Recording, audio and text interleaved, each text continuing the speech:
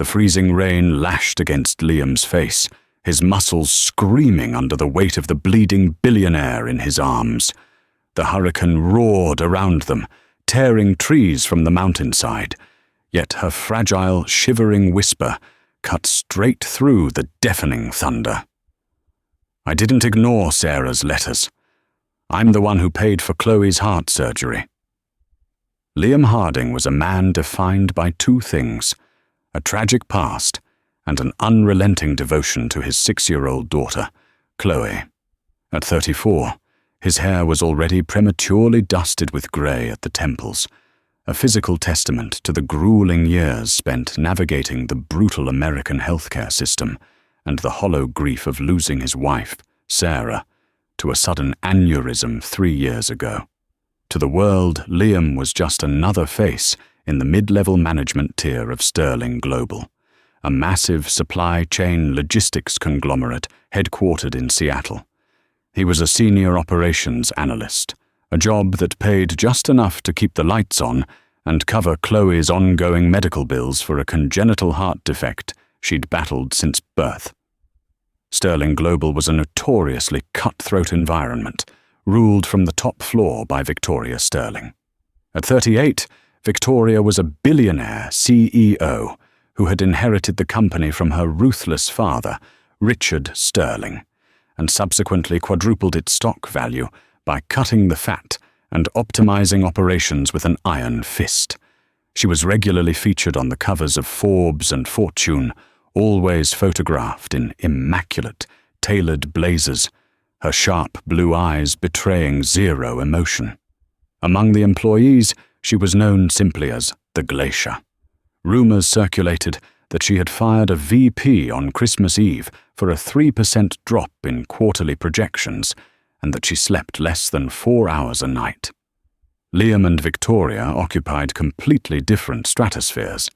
In his 5 years at the company, Liam had been in the same room as Victoria exactly 3 times, always at the back of a crowded auditorium during all-hands meetings. He preferred it that way. Invisibility meant job security. He clocked in at 7 a.m., kept his head down, optimized shipping routes for the Pacific Northwest sector, and rushed out precisely at 4:30 p.m. to pick Chloe up from her specialized after-school care. Life was a fragile, exhausting routine until the announcement of the mandatory Q3 executive and key staff retreat. Usually, mid-level analysts weren't invited to these high-stakes strategy summits, but Liam's direct supervisor, a neurotic man named Arthur Pendleton, had been abruptly hospitalized with appendicitis just 3 days before the event. Panic-stricken, the department head ordered Liam to take Arthur's place. Just sit in the back, present Arthur's slide deck on the Seattle port bottlenecks, and do not speak to Victoria Sterling unless spoken to, his director had warned him, sweating through his collar. If she asks a question you don't know, say you'll follow up. Do not guess. She smells fear, Liam. The retreat was held at the isolated Timberline Summit Lodge, an exclusive, hyper-luxurious resort nestled deep in the rugged Cascade Mountains, a 3-hour drive from civilization. When Liam arrived in his practical, battered Honda CR-V, parking it between a row of sleek Mercedes and Porsches, he felt the familiar knot of anxiety tighten in his chest. He had arranged for his mother-in-law to watch Chloe for the weekend, but leaving her always terrified him. Chloe's heart condition had stabilized after a miraculous, anonymous charity covered her $250,000 experimental valve surgery 2 years ago. But the fear of a relapse never truly faded. The first day of the retreat was an agonizing display of corporate posturing. In the lodge's grand, glass-walled conference room overlooking the sprawling pine forests, Victoria Sterling sat at the head of the long oak table like a queen holding court. She was devastatingly sharp, dismantling presentations with surgical precision. When it was Liam's turn to present, he stood at the podium, acutely aware of his slightly frayed suit cuffs. He clicked through Arthur's slides, delivering the data on supply chain inefficiencies with a calm, steady baritone. He expected Victoria to interrupt him, to tear into the metrics as she had done to the others. Instead, she just watched him. Her piercing blue eyes didn't look at the screen. They remained fixed on Liam's face. It was an unreadable, intense scrutiny that made the hairs on the back of his neck stand up. When he finished, the room fell into a heavy, suffocating silence. "Mr. Harding," Victoria finally spoke. Her voice was smooth, cool, and commanded absolute authority. "Your analysis of the Seattle port delay is surprisingly competent. However, you omitted the secondary overflow costs in the Everett warehouses. Because those costs are offset by the renegotiated freight contracts we secured in Q1, Miss Sterling," Liam replied, the words out of his mouth before he could stop them. He mentally kicked himself. "Do not speak unless spoken to." A murmur rippled through the executives. Nobody corrected the glacier. Victoria tilted her head, a microscopic shift in her posture. "Is that so? Send the revised data to my assistant by tonight." "Yes, ma'am." As Liam stepped down, he caught Victoria staring at his left hand. He still wore his silver wedding band. For a fraction of a second, an unrecognizable shadow crossed the billionaire's usually stoic face. A flicker of something that looked shockingly like guilt. But before Liam could process it, she had already turned her attention to the next terrified presenter. By the afternoon of the second day, the weather forecast, which had predicted mild autumn rain, violently shifted. An unseasonable, monstrous atmospheric river stalled directly over the Cascade Mountains. The sky turned the color of bruised iron, and the rain began to fall in heavy, blinding sheets. At 4 p.m., the lodge's power flickered and died. Emergency backup generators kicked in, bathing the sprawling resort in dim, eerie amber light. The mood among the executives shifted from annoyance to genuine unease. Wi-Fi was down, and cell service, already spotty in the mountains, vanished completely. The lodge manager, a stressed-looking man named Gregory, gathered the group in the main lobby. "Ladies and gentlemen, the main access road has been washed out by a mudslide. We are entirely cut off. The backup generators will keep the heat on, but I ask that everyone remain indoors. The storm is intensifying, and the surrounding terrain is extremely unstable." Liam immediately thought of Chloe. He pulled out his phone, staring helplessly at the no service text on the screen. A heavy weight settled in his stomach. He just wanted to hear her voice. As the evening wore on, the corporate facade crumbled. Executives who were ruthless boardroom sharks were now pacing the lobby, anxiously tapping dead cell phones and complaining about the lack of premium scotch at the emergency bar. Liam retreated to a quiet corner near the massive stone fireplace, watching the rain hammer against the floor-to-ceiling windows. At around 8 p.m., a loud, localized crash shook the eastern wing of the lodge, followed by the terrifying sound of groaning timber and shattering glass. Panic erupted. Liam rushed toward the noise, pushing past panicked vice presidents. The eastern wing housed the lodge's auxiliary electrical room and some of the older structural supports. When Liam reached the corridor, he was met with a scene of devastation.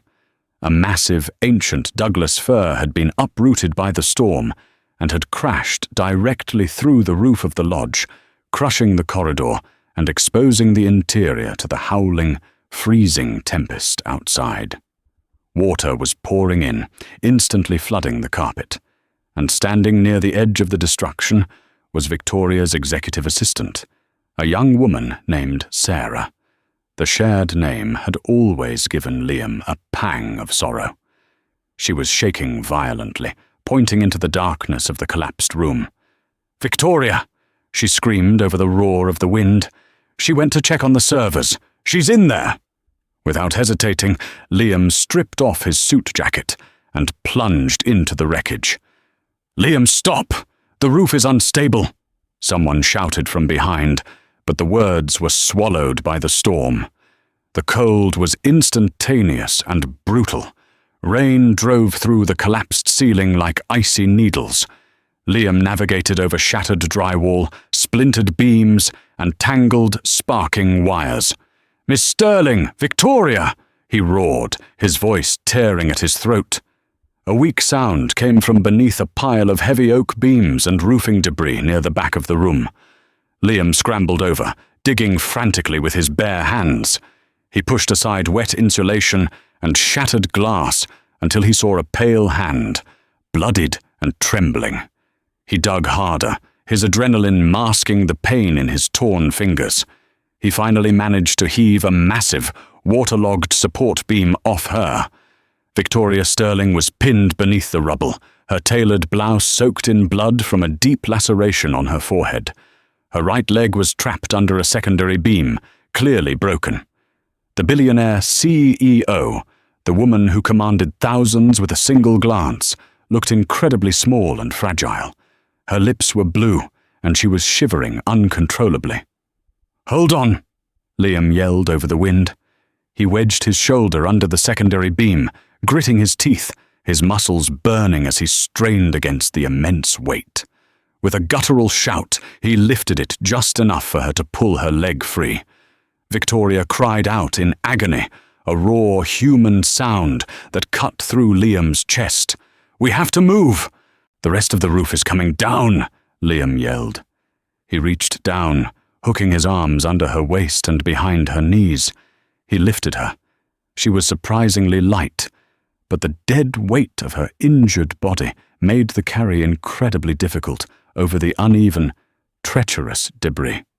"Put me down," she gasped, her voice weak, her eyes unfocused. "Save yourself, Harding. That's an order." "I don't take orders from you outside of business hours," Liam grunted, stepping carefully over a sparking electrical conduit.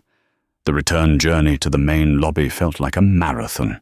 Every step was a negotiation with gravity and the slick, blood-covered debris. Victoria's head rested against his chest, her shallow breaths warming his soaked shirt. The iron-willed Ice Queen was fading fast, succumbing to shock and blood loss. When he finally kicked open the emergency doors and emerged back into the dim lobby, a collective gasp went up from the staff. Liam ignored them, carrying her straight to the long leather sofa near the fireplace. "Get a medical kit! Blankets! Now!" Liam barked, a commanding tone he hadn't used since his wife's emergencies. The executive scrambled to obey. Liam knelt beside her, pressing a clean towel he'd snatched from the bar against the bleeding gash on her forehead. Victoria's eyes fluttered open. They were hazy, stripped of all their usual armor. She looked up at Liam, her gaze locking onto him with a desperate, feverish intensity. She reached up, her cold, blood-stained fingers weakly grasping his shirt collar. She pulled him down closer.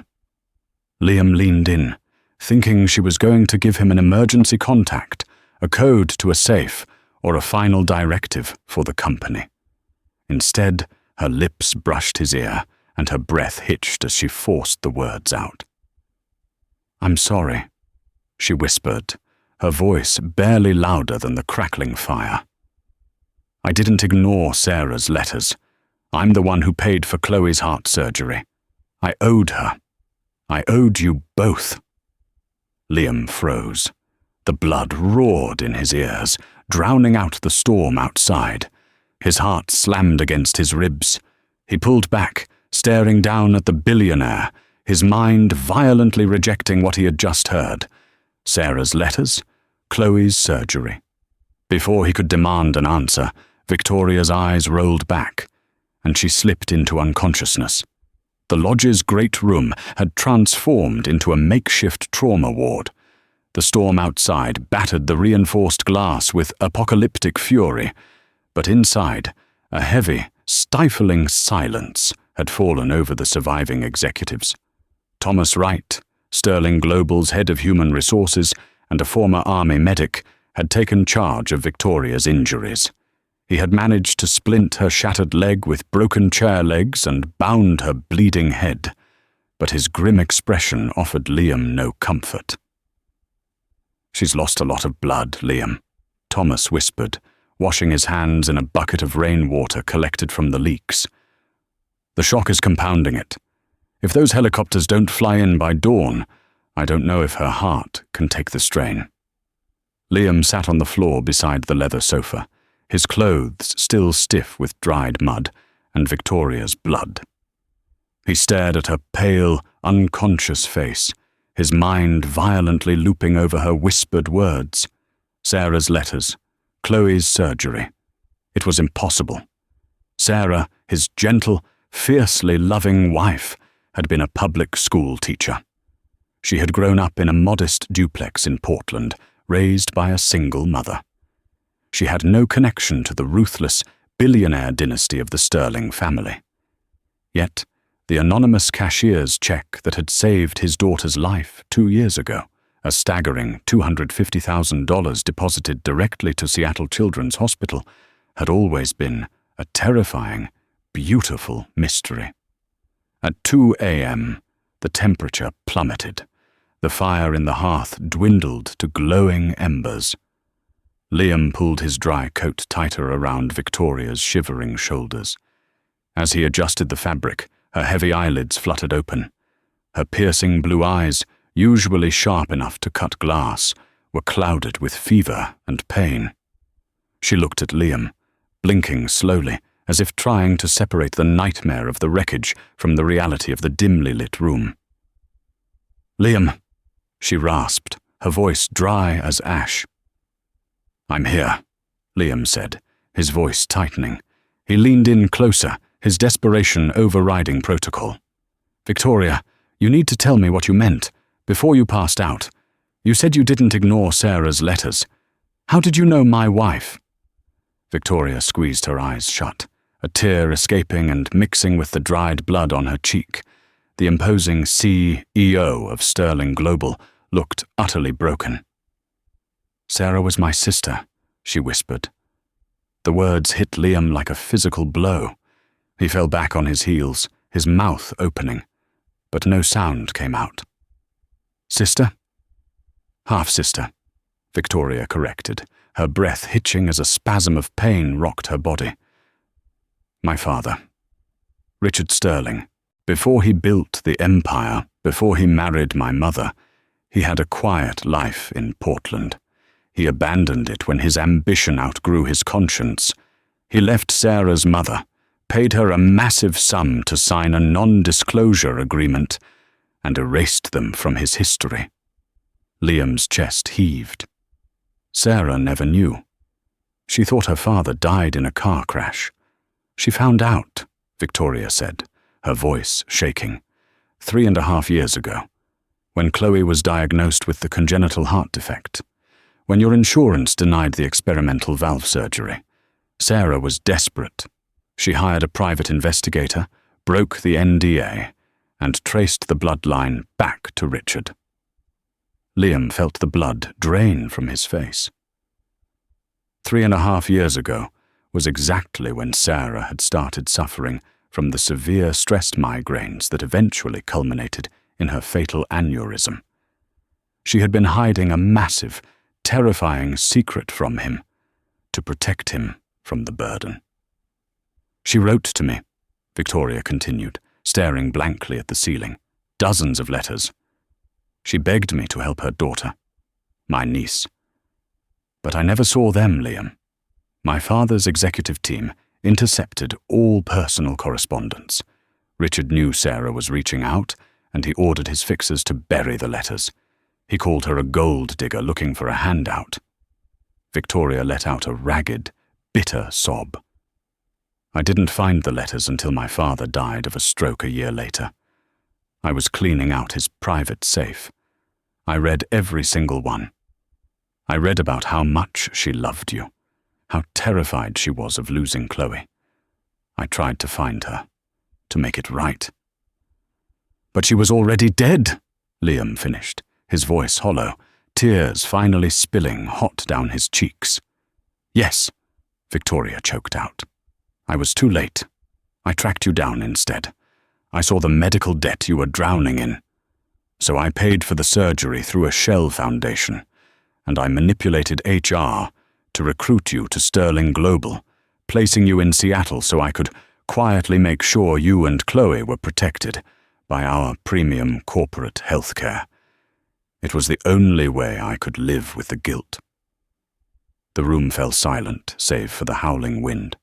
The anger Liam expected to feel, the righteous fury at the Sterling family, evaporated, leaving only a profound, devastating sorrow.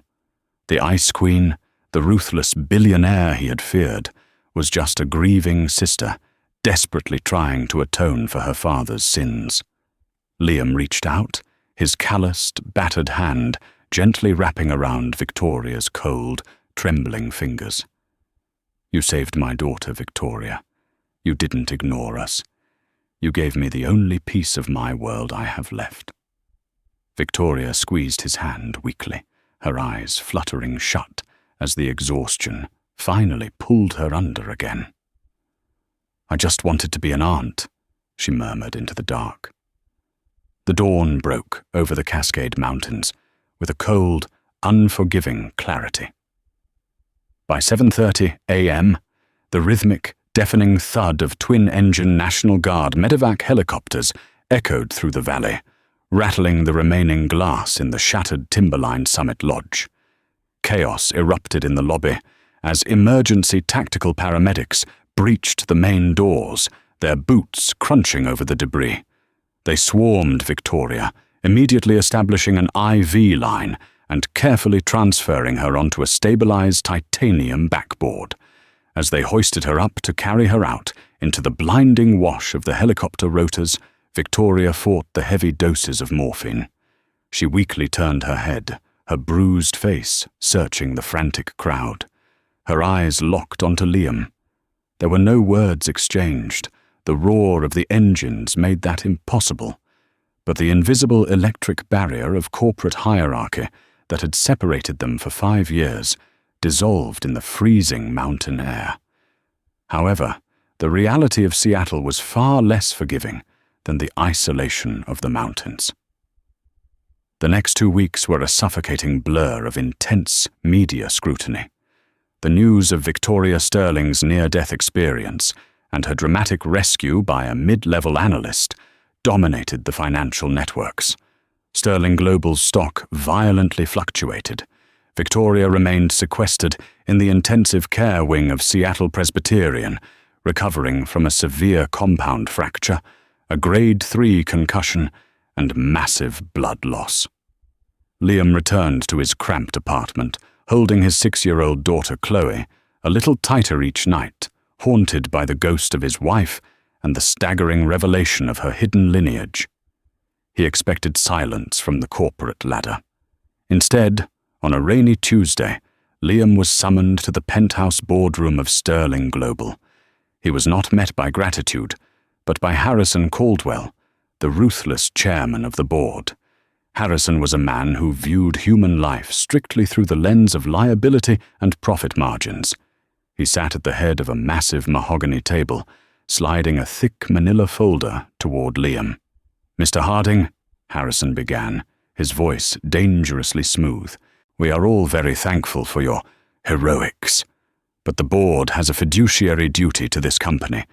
Victoria is currently incapacitated, and quite frankly, her recent financial decisions suggest severe mental instability." Liam's jaw tightened. "What are you talking about?" Harrison flipped the folder open. Inside were bank transfers, printed in crisp black ink. "Our auditors dug into the discretionary charity funds. We found a highly irregular, undocumented transfer of $250,000 made 2 years ago to Seattle Children's Hospital, earmarked for a patient named Chloe Harding, your daughter." The air in the room turned to ice. Liam stared at the papers, his heart hammering against his ribs.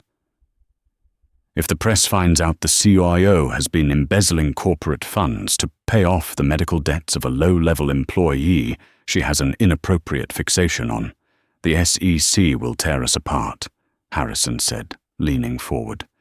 Here is what is going to happen, Liam. You are going to sign a sworn affidavit stating that Victoria was delirious on that mountain. You will state she confessed to financial mismanagement due to stress. We use that to invoke the corporate incapacity clause, legally ousting her as CEO before the bell rings on Monday. Liam felt physically sick. And if I refuse to lie? Harrison smiled, a thin, predatory line. Then I fire you for complicity in corporate fraud. Your premium health care is terminated by midnight. Good luck paying for your daughter's cardiology follow-ups on an unemployment check. Liam walked out of the building, feeling as though he was suffocating. He had lost Sarah to the brutal mechanics of an unfair world. He could not lose Chloe to the crossfire of a billionaire's boardroom coup. That night, evading the press stationed at the hospital's main entrance, Liam slipped into Seattle Presbyterian through the underground delivery bays. He found Victoria in a dimly lit VIP suite. She looked pale, her right leg suspended in a complex halo brace. But when she saw Liam, her eyes sharpened. Liam didn't waste time. He told her everything. He told her about Harrison, the audit, the blackmail, and the threat to Chloe's medical coverage. He fully expected the glacier to return, for Victoria to grab her phone, call her lawyers, and viciously protect her empire. Instead, Victoria closed her eyes, letting out a long, heavy sigh. My father built a machine that grinds people into dust, she whispered, her voice rough. And I spent my whole life keeping its gears oiled. He destroyed Sarah's life to protect this company. I won't let them destroy yours. Victoria, they're going to take your company, Liam warned, leaning over the bed. They are going to ruin your reputation. Victoria opened her eyes, and for the first time since Liam had met her, she looked completely at peace. Let them try. Liam, pull my briefcase from the closet. There's a red leather notebook inside. For the next 48 hours, Victoria Sterling didn't fight to save her job. She fought to burn the corrupt board to the ground. Using Liam as her proxy, she triggered a dormant poison pill clause, hidden deep within her father's original founding documents, a legal failsafe that instantly dissolved the executive board's controlling shares if the founder's direct lineage was forcefully ousted. But she didn't stop there. She handed federal regulators the contents of the red notebook, irrefutable proof of Harrison Caldwell's offshore tax evasion and the board's illegal price-fixing schemes. By Friday morning, Sterling Global was in sheer chaos. Federal agents raided the corporate headquarters.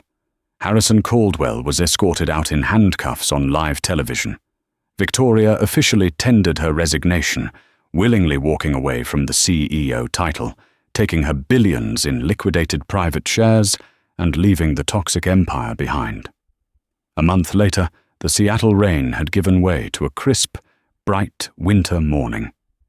A sleek black town car pulled up to the curb outside Liam's modest apartment building. Liam stood on the sidewalk, holding Chloe's hand. The tinted window of the car rolled down, and the heavy door opened. Victoria stepped out. She was leaning heavily on a custom carbon fiber cane, her leg in a slim brace. The severe, tailored blazers of her corporate life were gone, replaced by a soft, oversized wool sweater and a nervous, tentative smile. Chloe, a vibrant 6-year-old with a messy braid and bright, inquisitive eyes, stepped forward, tilting her head. "Are you the lady from the mountain?" Victoria's breath hitched.